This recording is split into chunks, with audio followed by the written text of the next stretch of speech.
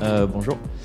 Il y a des gens qui parlent anglais, enfin qui parlent pas français dans la salle et qui comprendront pas cette question. I can do the conference in English if somebody wants it, but okay. On va continuer en français, ça sera plus simple pour tout le monde. Donc bonjour à tous et je vais vous parler de comment créer des outils en ligne de commande avec le langage Rust.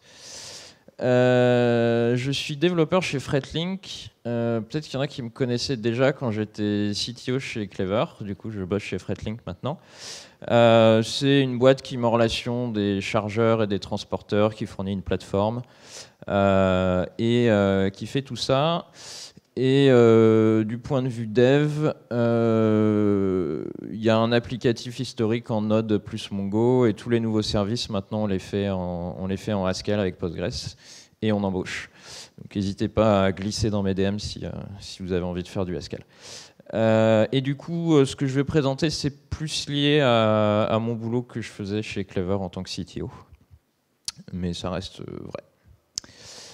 Donc voilà, j'ai écrit il y a quelques mois un petit blog post à propos de comment outiller les choses. Donc l'adresse est là, je vous laisse le lire et puis ensuite on continue. En gros, j'ai fait un petit outil qui permet d'ouvrir des issues sur GitHub et GitLab directement depuis la ligne de commande, sans configuration. Et j'ai expliqué pourquoi j'avais passé un peu de temps à écrire cet outil et pourquoi il était open sourcé. Je vais vous la refaire rapidement. Voilà, moi j'étais CTO, c'était une petite équipe avec une hiérarchie assez flat. Donc il n'était pas question que je dise à partir de maintenant on va faire comme ça et vous allez m'obéir. C'était pas trop l'idée. Donc moi la meilleure manière de mettre en place des process dans l'équipe, c'était de fournir un outil qui rendait le process simple à appliquer. Enfin, même qui rendait le process plus simple à appliquer que à éviter. Et du coup, moi je trouve que c'est une manière extrêmement efficace de faire avancer les choses. Il ne faut pas oublier que les gens font des erreurs et c'est pas la faute des gens, c'est à peu près humain de faire ça. Donc on peut pas avoir des process si les process ils reposent uniquement sur la bonne volonté de l'équipe. On a beau avoir la meilleure équipe du monde, à un moment ça va péter. Et un autre truc que j'ai appris en automatisant des choses, c'est que si on n'arrive pas à automatiser quelque chose, c'est probablement qu'on a quelque chose de potentiellement trop complexe. Alors c'est pas une vérité universelle, mais c'est quand même bon à savoir. Donc si vous n'arrivez pas à écrire un outil pour gérer un process et que vous demandez à votre équipe de suivre ce process, il y a de fortes chances que ça énerve les gens. Bon après, faut savoir aussi apprendre à pas trop hardcoder des trucs dans les process, c'est-à-dire il y a des choses qui doivent rester manuelles et typiquement quand on développe un process, faut jouer un peu avec au début pour savoir qu'est-ce qui est fixe, qu'est-ce qui bouge et des choses comme ça. Donc si vous pouvez avant de dire c'est comme ça qu'on fait, on fera tout le temps comme ça, semi-automatiser le truc, regarder ce qui bouge. Ça vous donnera une bonne idée des choses un peu fondamentales dans votre process et de ce qui ne va pas bouger. Donc voilà, commencez pas à écrire des outils pour automatiser tout avant d'avoir réfléchi 2 secondes et surtout avant d'avoir un peu d'expérience sur ce qui se passe. Donc voilà. Là, en gros, ce qu'on avait fait, c'était un petit outil en ligne de commande, on tape 3 lignes et boum, ça ouvre une issue dans GitHub. J'ai fait ça parce que je trouvais qu'il y avait trop de choses qui existaient uniquement dans les têtes des gens et qui étaient archivées nulle part. Ça faisait chier l'équipe d'aller ouvrir un ticket avant de coder une feature. Donc j'ai fait en sorte que ouvrir le ticket, ce soit un truc qui prenne 15 secondes et puis voilà. Et si on a une équipe de développeurs, la ligne de commande, c'est quand même l'outil le plus simple à mettre en place pour automatiser des choses. Et un autre truc aussi, c'est que quand on fait des outils internes, on peut avoir tendance à se dire wow, c'est interne, c'est pas grave, on va faire un truc moche. Franchement, soit vous faites un script bash dégueulasse pour votre pur usage personnel, et à ce moment-là, vous faites ce que vous voulez, je viendrai pas regarder. Mais dès que vous faites un outil qui est utilisé pour d'autres personnes, par pur respect envers les gens, essayez de faire un truc un peu bien fini, au sens où vous n'avez pas besoin de l'avoir écrit pour pouvoir vous en servir. Ce qui est hélas souvent le cas avec les scripts bash. Et du coup, le but, c'est de faire des bons outils en ligne de commande. Il y a 2-3 critères qui sont intéressants. Critère numéro 1, c'est une ligne de commande qui est rapide, parce qu'il n'y a rien de pire qu'une ligne de commande qui met une seconde ou même une demi-seconde à s'exécuter, c'est ultra frustrant. Je ne sais pas si vous êtes assez vieux pour vous rappeler quand vous êtes passé de SVN à Git. Le simple fait que Git il répondait vite, c'était bien. Donc ça, ouais. Moi j'ai utilisé des lignes de commande codées en Java où on se paye le warm-up de la JVM et ça prend genre 15 secondes pour afficher l'aide. C'est un peu lourd. Donc ça c'est quelque chose qui est important quand on fait un outil en ligne de commande. S'il met plusieurs secondes à démarrer, ça va vraiment être frustrant pour les utilisateurs. Il y a un autre truc, c'est il faut que ça soit robuste et facile à installer. J'ai eu des outils en ligne de commande codés en Python, et puis un jour, pour une raison X ou Y, il y a une des dépendances d'un framework web de machin qui a été mise à jour, et du coup, tout mon tooling ligne de commande qui avait rien à voir avec ça est pourtant tombé. Et du coup, c'était super relou. Donc si possible, un outil en ligne de commande, il devrait être à peu près autoportant. Enfin, un modulo les dépendances système standard, quoi, mais les outils en ligne de commande basés sur des scripts, s'ils dépendent de dépendances générales sur le système, c'est très très vite relou. Mais bash aussi, c'est pareil, quand on fait un script bash, en fait, on va avoir des dépendances implicites sur tous les programmes qu'on va appeler dans notre script. Et ça c'est super relou parce que non seulement il y a le script bash, ensuite si on a de la chance, il y a la liste des programmes à installer pour qu'il marche, et si on n'a pas de chance, on va le découvrir en s'en servant. À propos de bash, stop it, on arrête. Bash, c'est franchement affreux pour faire des outils en ligne de commande. La gestion des arguments est complètement ignoble. C'est pas du tout portable. On dit que Bash est portable, mais en fait pas du tout, parce que si vous mettez ça sous macOS qui ship une version antédiluvienne de Bash parce que les licences les emmerdent, on a plein de trucs récents qui marchent pas, et il y a la dépendance à tous les programmes qu'on va appeler. Et puis en plus, typiquement le cas de Mac, c'est un bon exemple. Vu que tous les utilitaires système, c'est les versions BSD, ont des flags légèrement différents des flags des utilitaires système sous GNU Linux, on a un script qui presque marche et qu'il faut aller éditer. Et c'est franchement terrible pour avoir dû faire de la compat de script shell entre Mac et Linux. C'est vraiment désagréable, et puis c'est une tâche strictement pas drôle. Du coup, comme on peut pas faire de bash, il ne nous reste plus qu'un seul choix, on va écrire du Rust. Il y a plein d'autres langages qui vont correspondre à ces critères-là. Il y a Go, il y a Haskell, il y a OCaml. Il y en a plein. Là, en l'occurrence, chez Clever, il y avait des gens qui faisaient du Rust dans l'équipe, et il y avait du tooling Rust intéressant dans l'infra. C'est une bonne raison pour ça.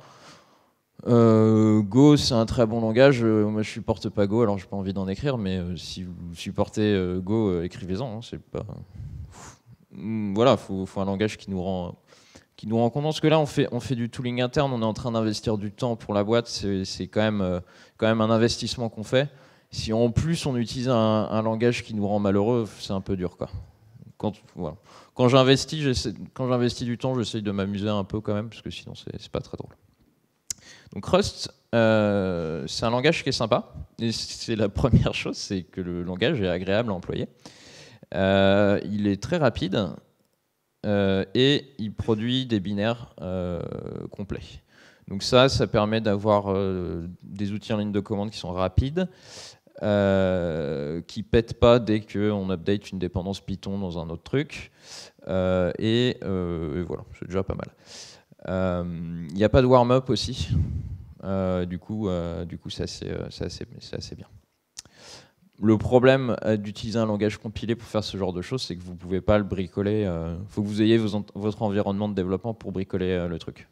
Donc typiquement, par rapport à un script bash qui est posé sur un serveur où on peut bricoler script bash, Là, il faut bien se rendre compte qu'il faut avoir un endroit où on est capable de recompiler le truc, le reposer et réessayer. Ça complexifie un peu le cycle de mise au point, mais j'espère que vous ne mettez pas au point vos scripts bash sur des serveurs de prod, ça serait une idée un peu douteuse.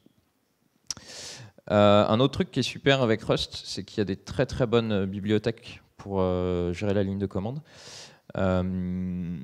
Le premier truc qu'on veut quand on fait un outil en ligne de commande, c'est un truc qui gère les options qu'on lui passe, vous savez, avec les moins bidule, machin truc. Dans à peu près tous les langages, il y a un truc qui s'appelle getOpt, qui est une sombre merde et qu'il ne faut pas employer. Et du coup, il y a des bibliothèques un peu plus puissantes pour faire ça, dans différents langages. Et dans Rust, la bibliothèque en question s'appelle clap, et elle est franchement très bien.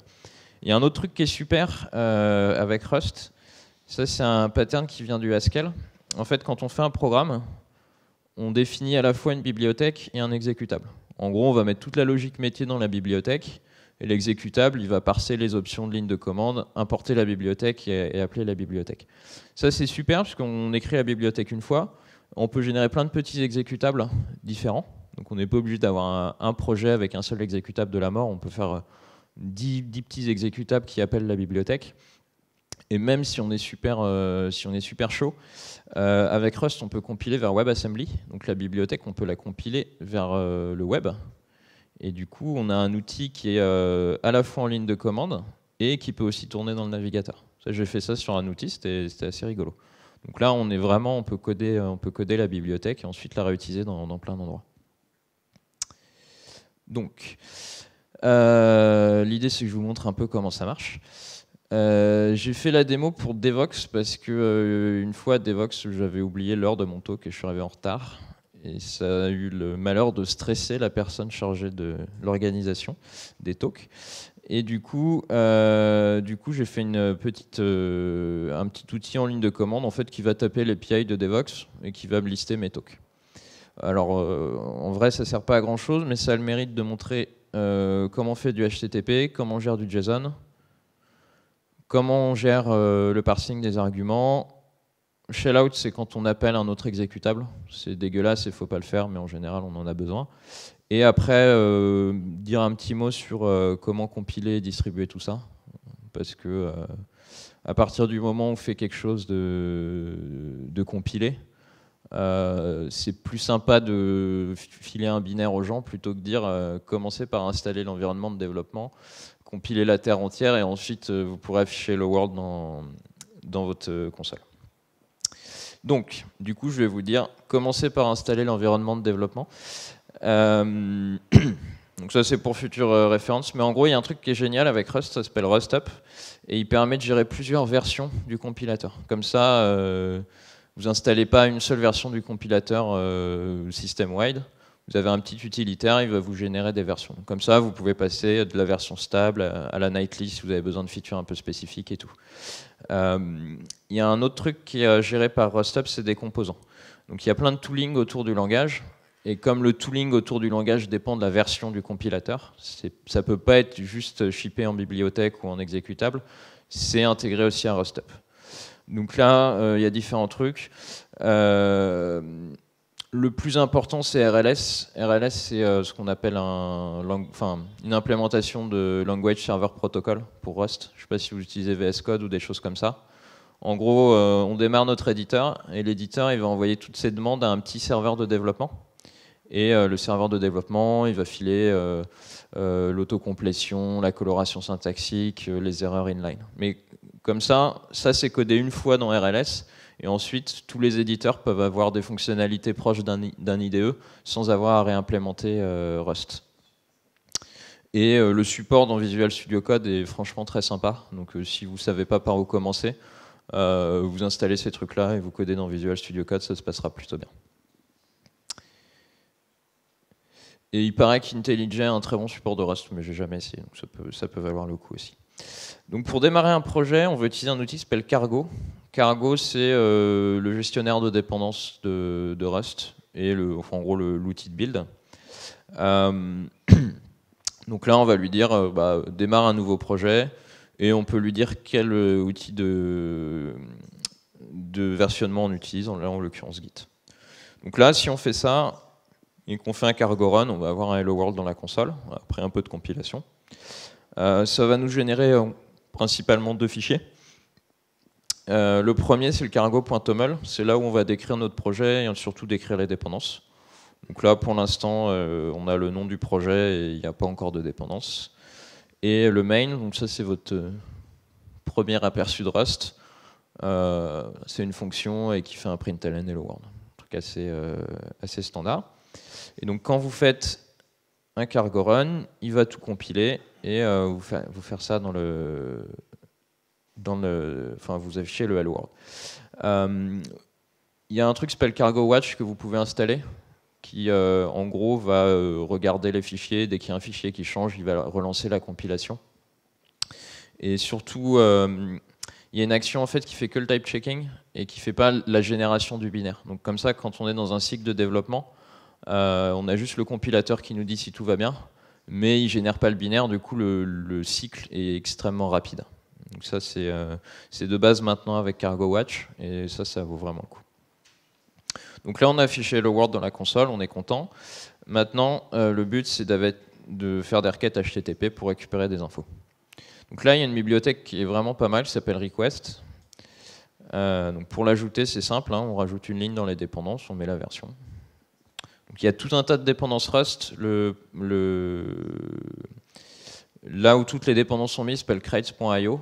Il y a un petit moteur de recherche, il y a beaucoup de dépendances, donc vous n'avez pas besoin de mettre des adresses Git ou faire des trucs comme ça. Vous mettez la dépendance, la version. La communauté Rust suit Semver, mais comme à peu près la majorité des dépendances sont 0. quelque chose, ça change pas grand chose. Donc là, c'est un peu plus petit. En gros, là, j'ai rajouté une fonction getText qui fait un appel HTTP qui me renvoie du texte. Là, ce qui est sympa, c'est que vous pouvez voir, ma fonction elle me renvoie un result. Donc, un result, ça va être un type de retour qui dit bah, peut-être que ça va merder. Comme c'est une requête HTTP, il y a 150 000 raisons que ça merde. Donc, on annote notre fonction. Et dans le main, on appelle unwrap. En gros, c'est si j'ai un résultat en succès, bah, tout va bien. Si j'ai une erreur, crash le programme. Typiquement, unwrap, c'est pas le truc qu'on va mettre partout. Mais bah, main, c'est à peu près le seul endroit où on peut mettre un unwrap sans être trop dans le mal. Donc quand on fait ça, bah là il m'affiche globalement le body de la requête en sérialisé en JSON, donc c'est pas très utile pour l'instant. L'étape d'après, ça va être justement de passer de cette chaîne qui contient du JSON à quelque chose de plus structuré. Donc là, la structure du JSON en question, c'est ça.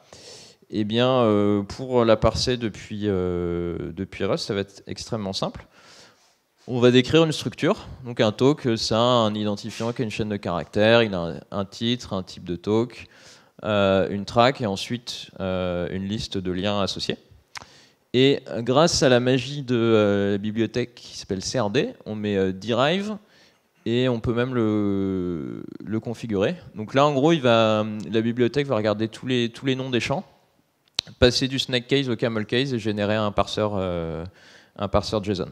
Ça, c'est fait à la compilation. Donc, on n'est pas comme dans les libs Java un peu dégueulasses qui font de l'introspection au runtime pour faire des trucs. Là, c'est de la code gen, donc c'est généré à la compilation, votre codec, il marche bien. Donc, une fois qu'on est équipé de ça, ben, on a notre fonction getSpeaker. Et là, on lui donne l'identifiant du speaker et on va aller récupérer les infos du speaker. Donc là, on construit notre URL, on appelle request. Et là, alors si vous avez de bons yeux, vous verrez qu'il y a des petits points d'interrogation. Toutes ces fonctions, quand on fait request get, c'est une requête HTTP, ça peut planter, ça renvoie un result. Quand ça demande du texte, peut-être que la réponse n'a pas de body, donc ça peut planter. Et de même, quand on essaye de transformer une chaîne de caractères en structure, peut-être que c'est mal formé et que ça va planter. Et du coup, à chaque étape qu'on va planter, en fait, quand on appelle la méthode, on met un petit point d'interrogation derrière. Et en fait, si ça plante, ça short-circuit. Donc c'est aussi agréable à employer que des exceptions, sauf que c'est des vraies valeurs. Et ce qui est intéressant à utiliser des vraies valeurs, c'est qu'on peut les appeler dans des fonctions, on peut les manipuler simplement. alors que les exceptions, c'est beaucoup plus galère à trimballer.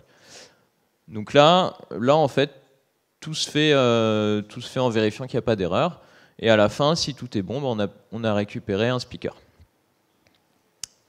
Donc là, si on fait ça, c'est la même chose, sauf que là, on a de la donnée structurée. Donc à partir de là, on a récupéré des infos via HTTP, on a mis de la structure dessus. Maintenant, on va mettre un peu en forme. Donc la dernière étape, c'est mettre en place les arguments et les options de la ligne de commande.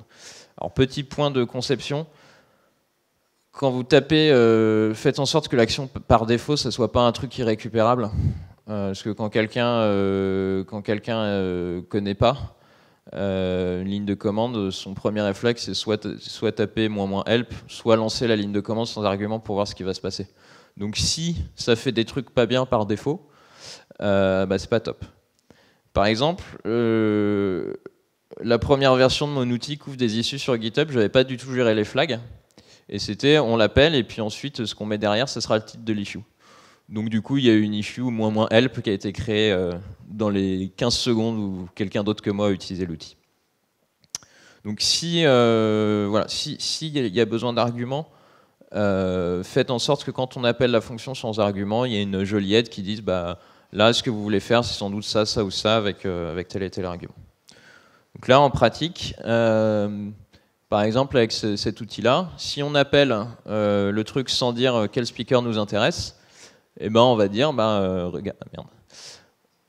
regardez, il manque le speaker, voici comment utiliser le truc. Et si vous voulez plus d'infos, vous mettez --help et vous aurez plus d'infos. Donc ça, pareil, alors je sais qu'il y a des gens, c'est des aficionados de man et qui ne veulent pas entendre parler de --help. C'est important de mettre --help parce que c'est quand même attendu par les gens. Donc le minimum du minimum, c'est faites en sorte que si on appelle votre ligne de commande avec --help, d'afficher comment s'en servir. Là, en pratique, avec ce que je vais faire, ça va donner ça. Donc quand on affiche --help, on nous donne comment l'utiliser, on a la liste des options et la liste des arguments. Ça, je vais passer, puisque c'est fait automatiquement. Donc, en Rust, il y a une méthode qui s'appelle, une bibliothèque qui s'appelle clap, qui est vachement bien. Mais le problème, c'est chiant, c'est qu'il faut lister à la main tous les flags, et à la fin, ça nous donne grosso modo une map string. Et du coup, même si la bibliothèque a vérifié que tout était bien valide, elle nous donne un truc qui perd la structure.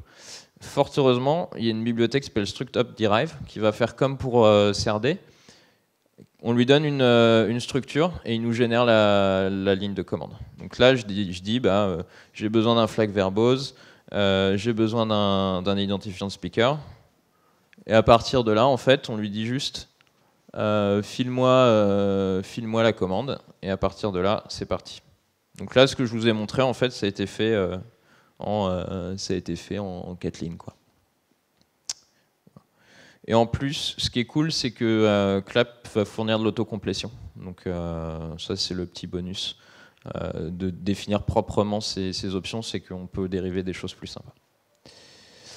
Bon, la dernière étape, c'est comment appeler d'autres programmes. C'est relativement utile. En Rust, ça se fait assez bien, et on fait commande new, et ensuite on lui passe des arguments. Si possible, c'est mieux d'utiliser des bibliothèques pour éviter de dépendre d'exécutables installés sur le système, mais bon, c'est assez pratique, et on peut faire ça. La dernière étape, c'est la distribution. Où soit tout le monde a Rust installé sur sa machine et on fait cargo install, le nom du paquet, et voilà. Sinon, en fait, on compile, on cross-compile pour plusieurs plateformes et on met les binaires quelque part. Ça marche bien, la plupart des outils Rust font comme ça. Et il y a certaines distributions qui fournissent tout un outillage pour avoir des paquets générés depuis des exécutables Rust. Mais l'intérêt de Rust, c'est qu'on peut mettre un binaire quelque part sur un serveur et pouf, ça marche, quoi. Voilà. Et dernier point pour conclure. Tous les ans, en fait, la communauté Rust décide des choses importantes à faire. Et une des priorités de cette année, c'était justement de simplifier l'écriture d'applications CLI. Donc il y a un working group CLI qui est en train de réfléchir à qu'est-ce qui pourrait être fait. Donc en plus, moi j'ai trouvé ça extrêmement confortable à employer pour faire des outils en ligne de commande. La bonne nouvelle, c'est qu'a priori, ça va encore s'améliorer. Voilà. Je vous remercie.